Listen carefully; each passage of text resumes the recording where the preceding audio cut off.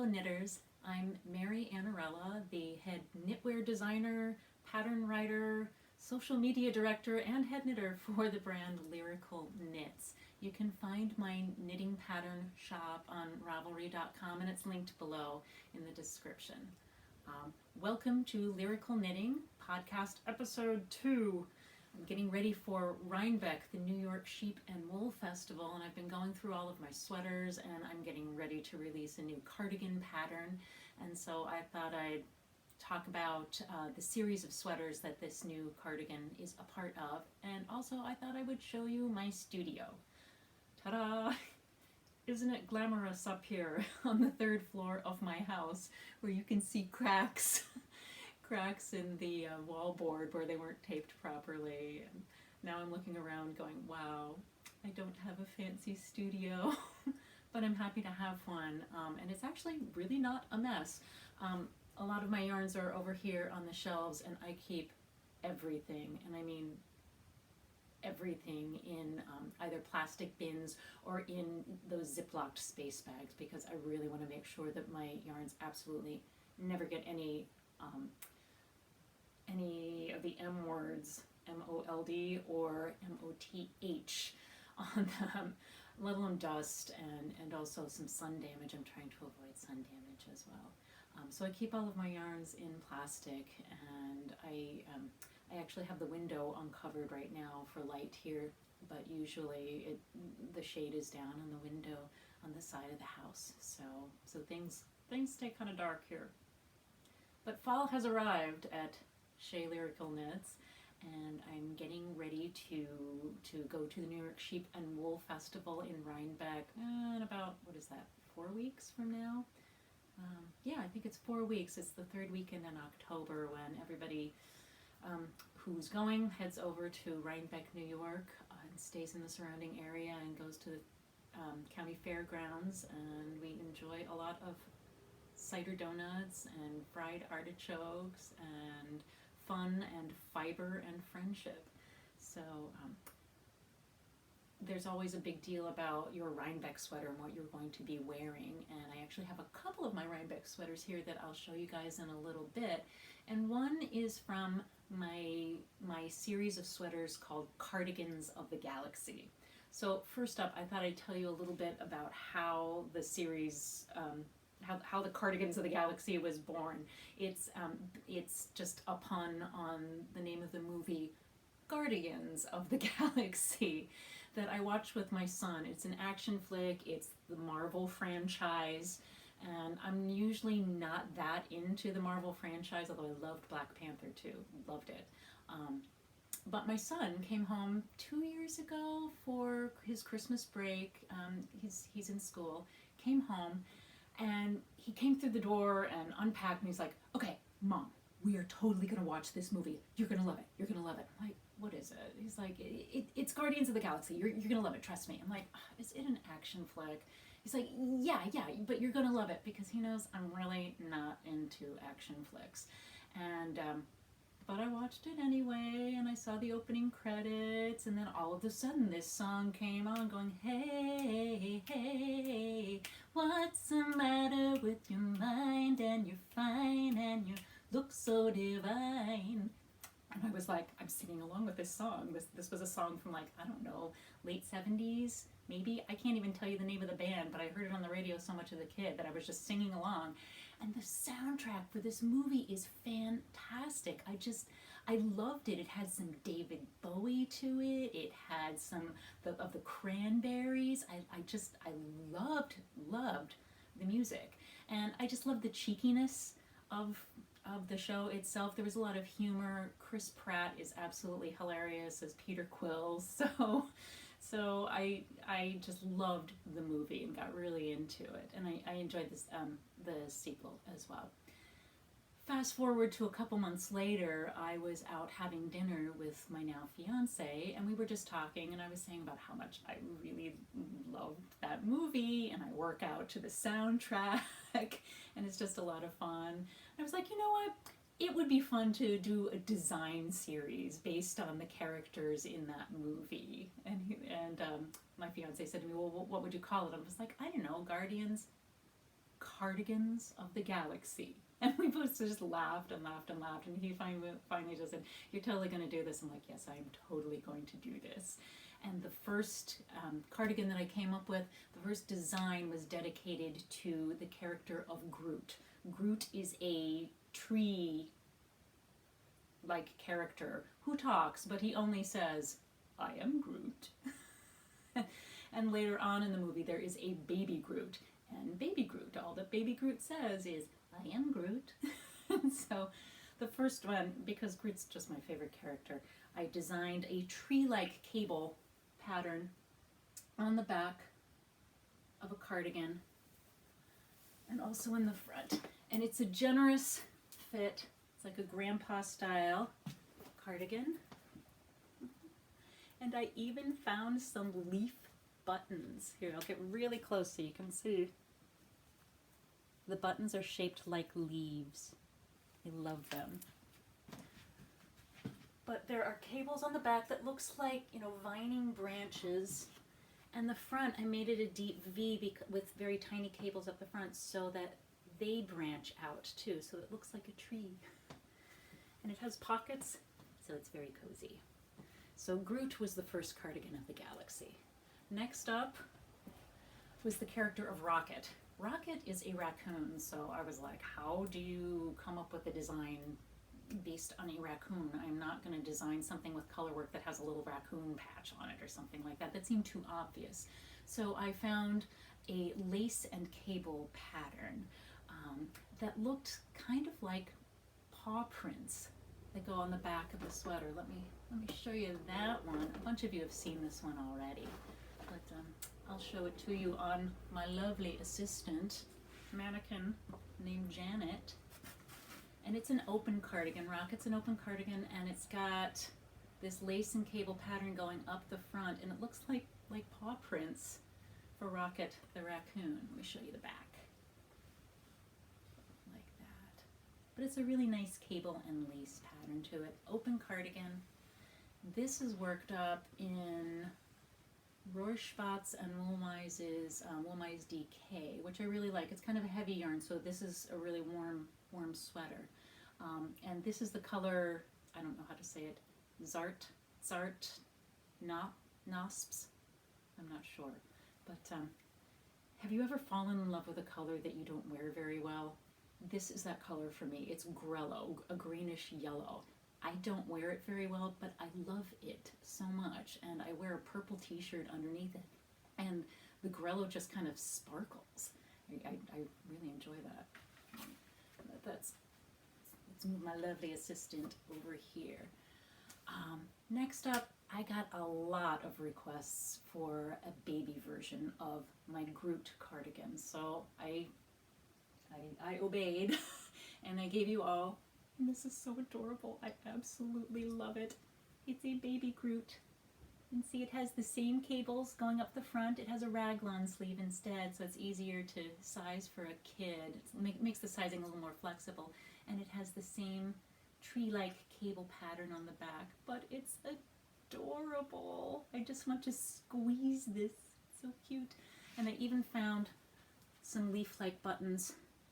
Can you see those? For baby Groot. Right. So that was 3 cardigans of the galaxy. The one that's coming up now is dedicated to the character of Drax. Drax the Destroyer. And Drax is a big bald guy. I mean, his muscles are huge, and he has kind of grayish skin, and he has these reddish tattoos or carvings. It looks like there's a relief on them all over his body, all over his chest and his arms. So when I designed something for Drax, I decided he had to have a cardigan because he's this big guy who does not understand nuances at all. Like somebody said, "Oh, you can't joke with Drax like that because everything goes over his head." And Drax then says, "Nothing goes over my head. I would catch it. My reflexes are too fast." So Drax has to have a cardigan because a pullover would have to go over his head, and hey, nothing goes over his head, so he gets a cardigan. And what I decided to do, because he's a really uncomplicated, basic kind of guy, I decided that he needed to have a very rustic yarn. And so I chose Brooklyn Tweed Loft, and gosh, I'd had it wound for the project for almost a year before I finally put it together. And I used a gray yarn like this. Here's the back of it, and just a very basic shape to it. Okay, he's a basic kind of guy, so I did a basic drop shoulder. The sweater is knit top down, and the construction is really pretty easy. There are no seams to it. There are short rows that help shape the drop shoulder that I'll show you when I try it on for you. But it's just a very uncomplicated construction. But to mimic the red designs all over his body, I chose a red color, and I did a trim in color work on the trim and on the pockets right here. All right, so Drax is a very loose kind of fit. There are only 3 buttonholes, and even those are a piece of cake to work out. Just 3 buttons with a drop shoulder that's shaped with short rows. You can kind of see how it angles in like that. Short rows take care of that for you. And what these short rows do is that they angle the sweater shoulders downwards. So otherwise they would, tend to stick right out, and then when you held your arms down like this, you'd have a lot of extra underarm bulk. All those short rows really get rid of that underarm bulk. So it's just kind of a loose fit without, having all this fabric in your armpit. And who wants that? There we go. The buttons I chose for Drax are even very basic. These are just wooden buttons right here. And I actually used some of the red yarn to sew them on because the holes were big enough, so I used that. But it's just a really nice, uncomplicated sort of sweater with a nod to the complex carvings that he has all over his body. Now I wanted to say a couple of words about the color work that Drax uses. This is not stranded color work. Here, I'll show you the back side of the pocket. It might look stranded, but it's not. You only work with 1 color per row. You work a right side row with 1 color, and you work the wrong side row with that same strand of yarn. Then you switch colors to say the contrasting color, and you'll work a right side row with that contrasting color, and then you'll work the wrong side row with that contrasting color. And I decided that I wanted to come up with a design that would be a nice introduction to the mosaic knitting colorwork technique. This is mosaic colorwork. It's not stranded. And this little pocket, it really serves as your swatch for the colorwork. The way you get different colors on the same line is that 1, it's worked in garter stitch, but 2, more importantly, you slip stitches as you work a row. And in the pattern, I have worked it out so that you can either follow the chart, and I explain how to follow the mosaic chart, or you can just follow the line-by-line directions that I have. It's really nice. So if you're just getting used to reading charts, this is a nice introduction for it, because doing the pocket, it's just a small piece like that. So it's really, really great practice. I actually knit this pocket in the car on my way to my August summer vacation. It was interesting having the chart in front of me and with little sticky notes and everything. But it's very doable. It's a small piece. And because I've charted out the pattern as well as provided line-by-line directions, you can check your work. So it's a nice way to ease into reading charts if you're just getting used to that. But again, normally stranded color work is normally worked in the round. I didn't want to have to work pockets in the round and then cut a steek just to sew them on. So I chose this type of color work that doesn't require you to strand and work in the round for ease. It's really the easiest way I've ever done color work outside of just doing stripes, and it's almost as easy as working stripes. But it's just a really fun sweater. I actually wore it last night to a concert, and it was really comfortable, and it's really great for when there's just a nice light chill in the air. And honestly, I actually like wearing it unbuttoned because I'm lazy like that. But the pockets are low enough so that you can put your hands in it fairly comfortably. But, it's knit up in Brooklyn Tweed Loft, and I will be bringing this to Rhinebeck with me as one of my Rhinebeck sweaters. I also have a couple other things down the pike, or in the works. One of my Rhinebeck sweaters, I'm not sure when I'm going to have the pattern out just yet. Maybe I might have it out in time for Rhinebeck. But do you remember me talking about the Eden Yarn Festival? I've talked about it a lot on Instagram. And Instagram Live, I went live there as well. But I picked up some gorgeous yarn there from La Bien Amé, which is a Paris-based dyer. Amé is a wonderful lady, and she had lovely people working at her booth, and I picked up some absolutely gorgeous speckled yarn. And here it is. It is her Merino Sport. I'm holding it up here. I hope you can get a sense of the color there. It's gray with specks of greenish teal, but also specks of purple, like right there. That is definitely some purple. So, you know, when I see teal and purple together, my heart just goes, oh, and I had to have it. So, because speckles can compete with like a lace pattern or an intricate cable pattern, I didn't want to do anything that would compete with the speckles. I wanted to do something that let the speckles really shine on their own. So I decided that would be, you know, that could either be garter or stockinette stitch. I went with a lot of stockinette stitch with just a simple band of cables on it. But mostly I was thinking of calling this this new pattern Throwback Thursday.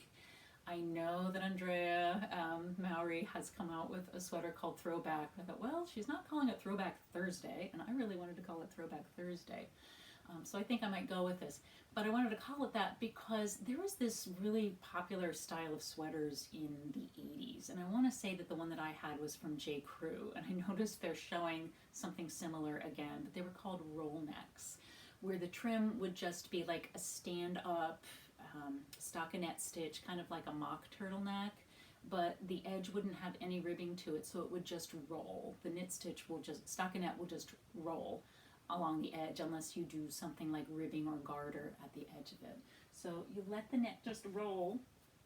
But anyhow, I thought I'd show you how this yarn knit up in a sweater. And so speckles, these speckles turned out like that. Yeah, I can actually see some of the purple, although it's kind of showing up pink in the light that I have here. But it's got a set-in sleeve, mostly stockinette. It's got this roll neck and a very easy to work lace and cable pattern on the side that's not shown up here until I put it on. So I'll put it on for you so you can see how it fits. The yarn is listed as sport weight, but for me, it really worked out more of a fingering weight to it. I got 24 stitches to the inch with it pretty easily, so I went with that. And I made it to have just kind of a loose fit, but not an oversized fit. I don't know, some yarns just really lend themselves to being very oversized. This one, I wasn't sure how much of it I was going to need. And I didn't want something really huge. I just wanted something that I could wear with just like regular straight leg jeans. But anyhow, it's got my signature seamless set-in sleeve that's worked simultaneously with the bodice. So it's almost like working a raglan, only you do all of the increases on the sleeve side for a while, like that. And you end up with just this perfect set-in sleeve. Look at that, no seaming at all. You just have to pick up a couple stitches up here. I think this one picked up a total of 10 stitches here. And it's got a nice little roll neck to it. And it's really looking pink to me in the light here. It's really not. It's got teal and then some flecks of purple. And check out the lace patterning on the side. It's lace and cables, and they mirror each other. And, oops, you can't see this, back up, so you can see that it has a split hem. All right, so I'm calling it Throwback Thursday because it's got a neck like this. But those old ones were raglan sleeves. I thought I'd update it with a nice clean set-in sleeve and a very modern split hem and a little bit of patterning here on the side. I didn't put any shaping in mine at all. I just decided to let it go loose, and it's really comfortable, and I really, really love wearing it. So this is another one of my Rhinebeck sweaters. So I've got my Drax, and I've got this one. I'm going to wear my Groot. Oh, and I have one more thing down the pike. Because I am all about options, I wanted to work this one up in fingering weight, and I thought, you know, it'd be really nice to have a roll neck that's all cozy for winter. So I had a sample knitter knit up. I wrote up a pattern and sent it to my sample knitter, who worked up the same design in worsted for me, like this, and it is knit in Quince Lark. Quince Company is a lovely yarn company that I visited when I was in Maine this summer, and I picked up some Lark yarn. It's a really nice worsted weight yarn. It's kind of like Cascade, only definitely softer than Cascade 220. Definitely softer, and I just love the rustic tweediness of it. Let me show you how that one fits. I feel like this episode is all about show and tell. Here we go. Here we go. Okay, so I'll put the worsted weight one on. It's not cold enough for worsted weight up here in my studio, but I'm looking forward to the weather outside being right for it. Oh my gosh, I love this gray. I love it. And here's the patterning on the side. You can see the lace, so it's really nice. The lace actually moves the stitches over. It's really great. It's got the same nice, clean, set-in sleeve. And I love this colorway. I am such a sucker for a medium to light gray with little tweedy flecks in it. So as soon as I saw that yarn, I was like, that's the color I want. It's absolutely got to be that one. Got to be that one. All right, so I have a new Cardigan of the Galaxy coming out, and these roll necks are going to be up next. And I'm thinking ahead to the next Cardigan of the Galaxy. All right, there are 4 Guardians. There is Groot, Rocket, the Raccoon. All right, and they already have their own patterns now. Drax is coming out. So the 2 that are left are Gamora and Peter Quill. Gamora's, you broke my heart, Marvel. I'm not going to say any more, but you broke my heart. I'm waiting on that one, and I have another idea that would be dedicated to the Infinity Stone too. And so I found this yarn, which is Madeline Tosh Twist Decay in the colorway Good Silence, and it's got purple flecks to it. All right, and that reminds me of Gamora's hair and also the Infinity Stone. So I might actually do 2 sweaters for Gamora. One out of this that's based on the Infinity Stone, and another that is straight up Gamora green. This is Madeline Tosh Twist Decay in Sea Glass. And it's looking a little bit brighter right now in the video, but it looks like a really great match to Gamora's green skin. So she might actually get 2 cardigans. And finally, Peter Quill. For some reason, he's such an old school guy. I wanted to go something with a very classic collar, classic shawl collar, classic cables for him, and in a classic brown. This brown, and it's looking actually a little pink in this light, it really does have a teeny bit of purple to it. And so I'm like, purple and brown, that's what I want for Peter Quill. So those are my Rhinebeck sweaters and my Rhinebeck projects that I'm going to be working on. And my Drax. I'll link the Drax pattern down below.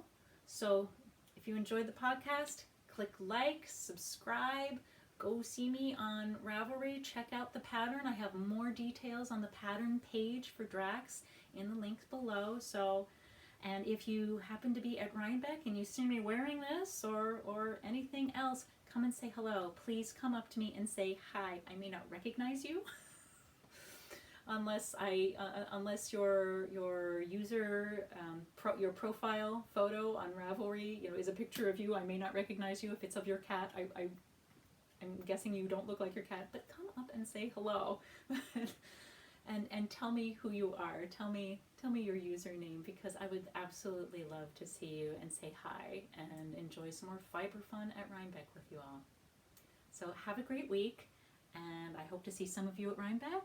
And the rest of you, I hope to see you on Instagram, on YouTube, on Ravelry, anywhere. Have a great week. Bye-bye.